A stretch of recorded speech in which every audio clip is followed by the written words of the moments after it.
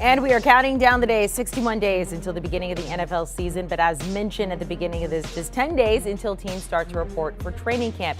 So the staff at CBS Sports, they put together the entire list, ranking all 32 teams according to their rosters ahead of training camp. We're taking a look at 21 through 32, starting with the Saints at 21, ending up with the Falcons at 32. But do our experts agree with this list? Let's welcome in our two Super Bowl champs who, by the way, have never been on air together before. So this is a banner day here at CBS Sports HQ. We have Bryant McFadden and Ryan Harris here. All right, guys, we're going to go through some of the teams on this list and see if you think this is the right spot for them. Maybe they should be a little higher, a little lower. Let's start with the Falcons coming in at 32. They also have the longest odds, BMAC, to win the Super Bowl. Are the Falcons worthy of being in last place when it comes to their roster? No question. They're deserving, unfortunately, to be dead last when it comes to talent from top to bottom. Clearly, it's a rebuild type of situation there in Atlanta. The quarterback position right now is Marcus Mariota, but if there is some struggles there, I wouldn't be surprised to see Desmond Ridder enter the lineup at some point in time. But from top to bottom, I mean, when you look at some of the turnover that we saw from the roster a year ago, they struggle from time to time, and they lost a lot of key contributors from that team from last year. So looking at trying to add pieces to the puzzle, it's going to be a 2 or 3 year process, I think, there in Atlanta, and seeing them dead last is no question, in my opinion, guys, is deserving. Well, B-Mac, I couldn't disagree with you more. Almost like we're on two sides of the ball on this one. I think the Falcons, no way they're the last team in the league. Look, yes, they had Matt Ryan depart. It hasn't been pretty. They're going to lose Ridley, it looks like, for the whole season. But this team is better than people believe. Drake London, that guy might be the steal of the draft. And right now, certified diamond in the rough for all you fantasy football players. And how dare we count out Marcus Mariota? I know, B-Mac, it's been a while since he played. It's the same guy who threw himself his own touchdown pass in the playoffs. And over the last 2 years at Oakland, all he has done is prove that he wants to play the game at a high level. Over half of his runs while he was at the Las Vegas Raiders, went for a first down. He has figured out how to be a dual threat quarterback himself. He has studied the game. He's making decisions faster than he had previously in his career. And be careful for guys like this, because to him, Marcus Mariota, everyone's counting him out because he was a first-round pick who hasn't panned out. But he's been preparing for his success while others have written him off. Those guys win ball games. B-Mac, you know that too. Let's go to the Seahawks coming in at number 26. BMAC, I want to go with you here. You were very sad when they lost curly-haired Russell Wilson, but of course very excited for him to be there in Denver. We officially know they will not have Baker Mayfield anymore. He is now with the Panthers. But the Seahawks at 26, BMAC, do you agree with this position for their roster? No, this is the first thing caught my eye. Seeing the Seahawks, 26, right? They're in front of the Lions and the Jacksonville Jaguars. The biggest question mark for Seattle clearly is the quarterback position. Who will be the starting quarterback when camp ends? Will it be Drew Lock? Will it be Geno Smith? Either guy has been inconsistent throughout their professional career. And I understand they added some pieces to the puzzle, but some unproven-like pieces. When you look at their division, when it comes to talent, there's no argument they're dead last. So how could they be 26 out of all the teams in the National Football League? The only people that don't believe they're in the midst of a rebuild is the people who live there in Seattle and a part of this or that organization. Look at these numbers from a year ago. Last, 28, 31st, 31st. That's bad. That's bad. And they lost some big time names from that team a year ago. Curly hair Russell Wilson is no longer part of that team. The potential Hall of Famer Bobby Wagner is no longer a part of that team. Like I said, they added some nice young pieces to the puzzle, but those guys are unproven. So seeing them in front of Detroit and even seeing them in front of Jacksonville is a big time no-no for me. What number would you put them at? They're right there in that neighborhood with the Giants, the Bears. You know, that neighborhood where, you know, you don't necessarily have an HOA fee. You know what I mean? You just kind of ride through and see what's going on and ride in and ride out. Yeah, they're in the neighborhood where you don't have any HOA fees. Okay, now we know. Let's go to the Saints at 21 here. Ryan, I want to ask you this. Look, I mean, the Saints, you look at their roster, I think the biggest question is, hey, great roster. Are they going to stay healthy, though? But where it stands right now, what do you think about the Saints at 21? That is way too low. This team might host playoff games in the NFC Championship game. Yes, they're going to be without Alvin Kamara for some games. Looks like 6 games to start this season, but they're getting a healthy Michael Thomas. They added Jarvis Landry, plus the Honey Badger on the other side, and Jameis Winston is going to be healthy. But the thing people are missing is head coach Dennis Allen in his second term as a head coach. The first thing that Dennis Allen actually brings is consistency. B-Mac knows this from playing defense. He's been the defensive coordinator, Dennis Allen, since 2015 at the Saints, so they're not going to have to change what they're doing defensively.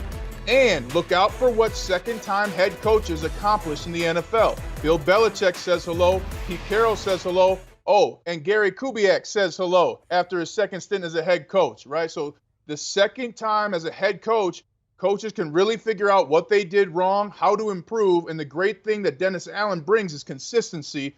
Do not sleep on this team. These guys are here to win a championship this year, and it will depend much in part to Dennis Allen and his leadership. Okay, without the exception of the Seahawks, a lot of faith in some of these teams that are a little bit lower here. Let's go to the Jets.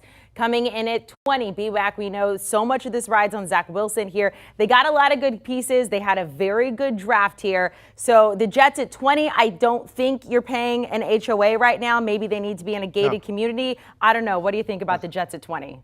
I was surprised to see the Jets get into that gated community.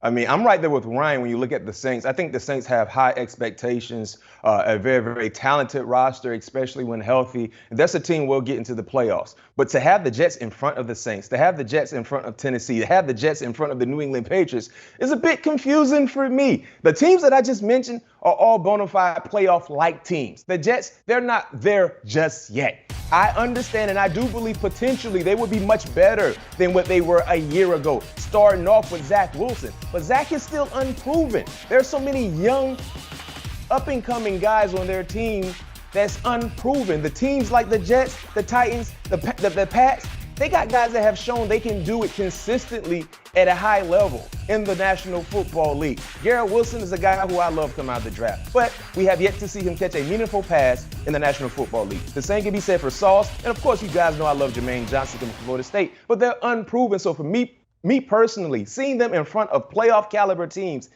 tells me our staff believes the Jets, they're a bona fide playoff team. I'm not quite ready to say that just yet. Sorry, Jets fan. It could happen, but today I can't say that. So I think that is a missed spot for the Jets. Having them at 20 clearly is a bit too low for me. I think they should be higher. B-Mac, we're going to throw this one in for you. Let's talk about your Steelers coming in at 17.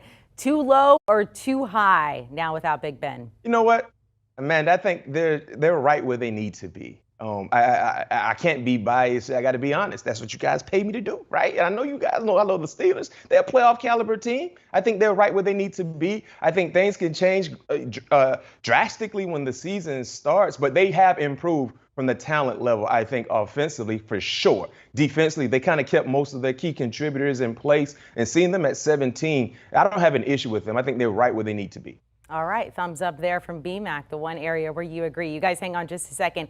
We're going to take a look at some of the teams coming up in the other side of the break at the top. But here is what you got, 11 through 20. The Jets coming in at 20. B-Mac says, nope, don't really agree with that there. You got the Cardinals coming in at 19. No DeAndre Hopkins for the first 6 games there. A lot of drama surrounding Kyler Murray.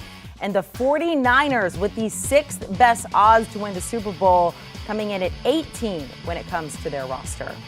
We're taking a look at the roster rankings ahead of training camp here. We had some people at CBSSports.com put this list together, but we're going to ask some of our analysts if they agree with it. Bills coming in at number 1, Chargers coming in at number 2 behind Justin Herbert, and then the Super Bowl defending champs, the Rams, coming in at number 3. Let's welcome back in our Super Bowl champs, Ryan Harris and Bryant McFadden, here to go through this list, ranking rosters ahead of training camp. B-Mac, I want to start with you. Bills coming in at number 1. They're the favorite to win the Super Bowl. Do you agree with this ranking for the Bills roster? I don't have an issue with the Bills being number 1.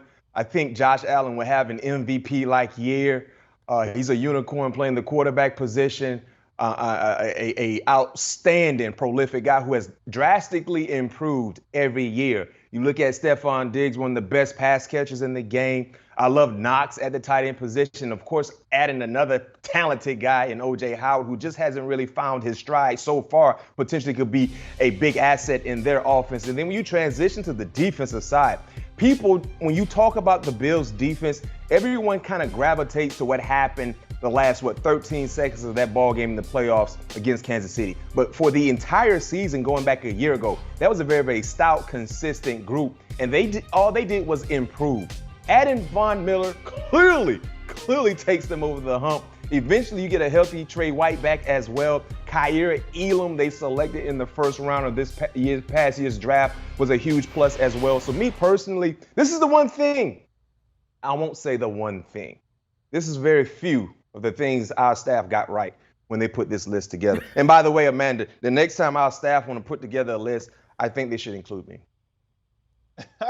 Well, hey, the squeaky wheel gets the grease, so put B-Mac on the list. But I'm with B-Mac here. The Bills, to me, are the number one team. All you have to say is Von Miller had his choice to stay with the Los Angeles Rams, but he wants to set the record for sacks in the Super Bowl, so he went to Buffalo. And B-Mac and I have been there. There's not a lot of people that would choose to live in Buffalo unless it was beneficial. Plus, Josh Allen went through a brutal experience in that divisional playoff loss to the Chiefs. I was there calling the game on radio. He outplayed Patrick Mahomes, something none of us had seen prior to that game. And B-Mac knows as well, when you're in the playoffs in the NFL, if you're lucky enough to get there, and lucky enough to get there a couple of times, there happens to be a game where you realize you could have won, should have won, but it was one or two or three more things that you needed to do in the game. But when you understand that you're capable of beating the best of the best in the NFL, you have a tremendous offseason because you know the details matter. You are not going to be caught slipping in that one situation again or two situations. And then to the defense's point that B-Mac made, that was the number one defense all year. If I remember correctly, they're giving up like 149 yards per game. That's insane. And they gave up over 300 yards and two huge passes to end the game against Kansas City. So a lot of people had a gut check, but that entire team, they understand that they can win. Now, the interesting question is, with the departure of Brian Daboll, will Josh Allen continue to develop? And hopefully he has that connection, which I've heard he does with Brian Daboll, of, hey, maybe even though you're at another team, I'm still going to ask you questions about playing quarterback because Brian Daboll really made an impact in Josh Allen. The completion percentage jump that Josh Allen had from his rookie year to last year, that rarely happens. But I love Josh Allen. I think he's the most unique dual-threat quarterback, and he's got the number one team in the NFL coming into this season if they can stay healthy. All right, Ryan, you're talking about just how hard it is to get back to the postseason, to get to the Super Bowl. We saw the Bengals, just kind of this underdog team, do that last season. They're coming in at number 5. And you, like B-Mac, are a little hard on this list. You don't necessarily love this ranking for the Bengals roster.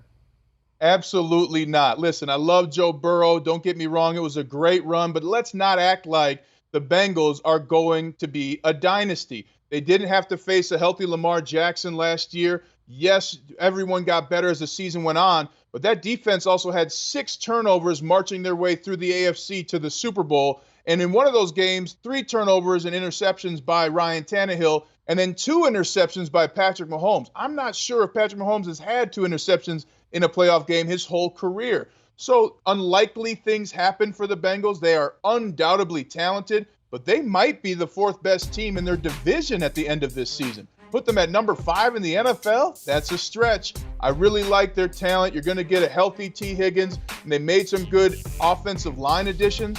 But the Bengals are way too high at 5. They're going to be lucky to make it to the playoffs again this year.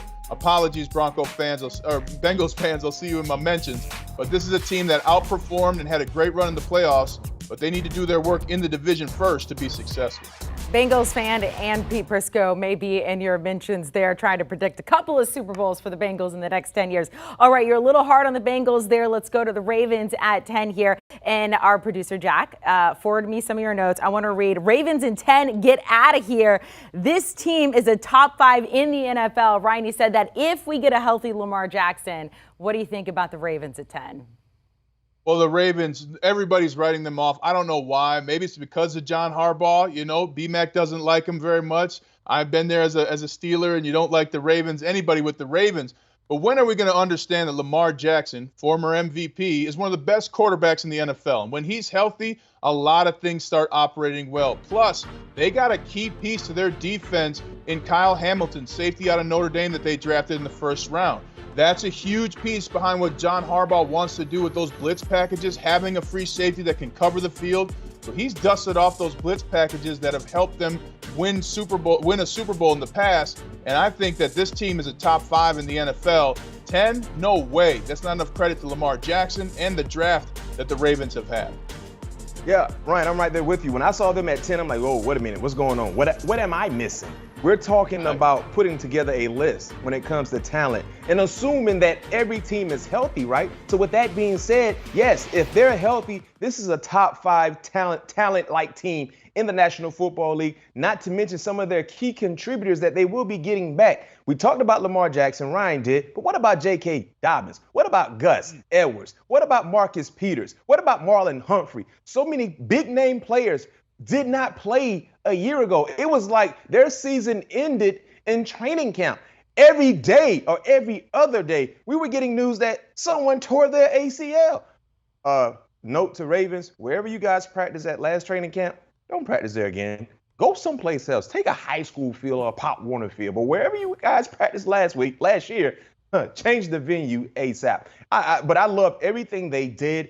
And you mentioned Kyle Hamilton. No surprise because he went to Notre Dame, so I know you're a bit biased, but I do agree with you. I think he's going to be a huge playmaker for their defense. But what about Linderbaum on the offensive side? You know, selected him high in the draft as well. I think he's one of the best interior linemen in the draft, was one of the best interior linemen in the draft. I think he will be a day one starter. So this is a talented team. Seeing them at 10, big time no-no.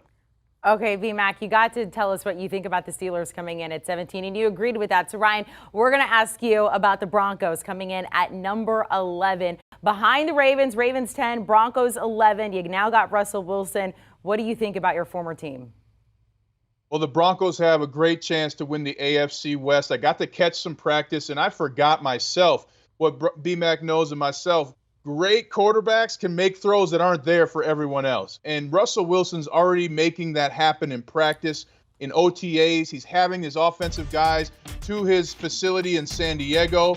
And you can hear a total different tone when Cortland Sutton and Jerry Jeudy are giving interviews. They've got Javonte Williams, probably the most underrated running back in the NFL. Huge pickup for fantasy football owners. And then defensively, they got better as well. And Patrick Surtain II, he is on his way to a Pro Bowl. I was shocked he didn't make it last year, BMAC. So these Broncos really have a great opportunity in front of them. And what it will come down to is what happens when you always have a first-time head coach, because their head coaches has to be able to be accountable. When new head coaches come in and they want to, things are going to happen. You're going to lose. You're not going to win every game. How do you handle that in between the weeks, in between the games, with a bye week? So for the Broncos, it's going to be key that their head coach allows for accountability. BMAC and I were both at the Steelers. They believe in brutal honesty. That gives a lot of power to players to tell coaches what they do and don't like. So if they're able to make sure that the head coach has accountability, the Broncos are going to be one of the best teams in the NFL. All right, final team we're going to talk about. Let's go to the Vikings here. Your cousin's team, BMAC, Patrick Peterson. So maybe you got the inside scoop about what's going on behind the scenes there. But when it comes to their roster, what do you think about the Vikings coming in at 13? I was surprised to see the Vikings at 13. I think they should be clearly in the top 10.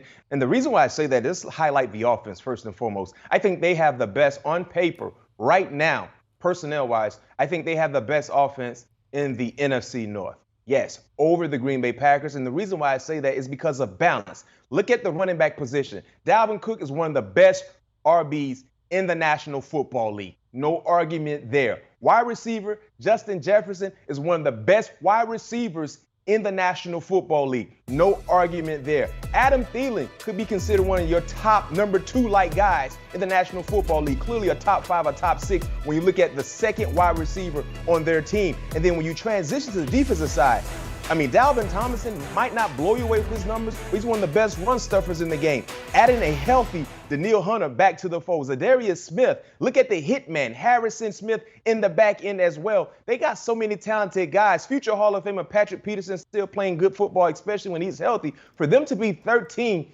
I was a bit confused to see that as well because I think they have the best roster in their division. Now, with that being said, if that's my opinion, what's your opinion? Because if you have Green Bay in the top 10 and you have Minnesota in the outside the top 10, clearly our staff members, they think otherwise. But me personally, based on what I just gave you guys and based on the hardcore facts and film, understanding that film does not lie, when this team is healthy, especially on the offensive end, they will show you guys they're one of the best offenses in the National Football League. They will be. Gentlemen, there's a lot of reasons to celebrate today. It's Friday. Thank goodness. It's the first time you guys have been on air together. But we also want to give a shout out to Ryan Harris celebrating 10 years of marriage. I believe it was yesterday, Ryan, but we saw the IG pic today. So we want to give a shout out to you and your beautiful wife. Congratulations, Ryan. Any shout out to her right now? Many thanks. Shout out to the queen, Jamie. She runs things and she runs me as well. You know, it's fun. And you never think when you're younger about having a long-term partner that helps bring joy every day. But I'm a blessed man. I laugh every day with my wife. And we celebrated 10 years, 3 kids. We're doing it. We're working. We're still in the trenches, but we're getting there. And it's been fun to celebrate. So thank you, everybody. Of course. I'm not sure if you've had the confetti yet on HQ. So another reason to celebrate today. Just keep it falling. Love confetti. Keep Never it falling there. All right, guys, thank you so much. Have a great weekend. Thank you for weighing in. By the way, D-Mac, you heard him talking about his cousin Patrick Peterson there. If you didn't know, they have a podcast, All Things Covered, phenomenal interviews with everyone in the NFL. Make sure to download and follow. Do you want a sports network that delivers everything that matters about the game? The highlights, the picks, the instant analysis, no yelling, no fake debates, no politics. Hit the subscribe button and never miss a moment.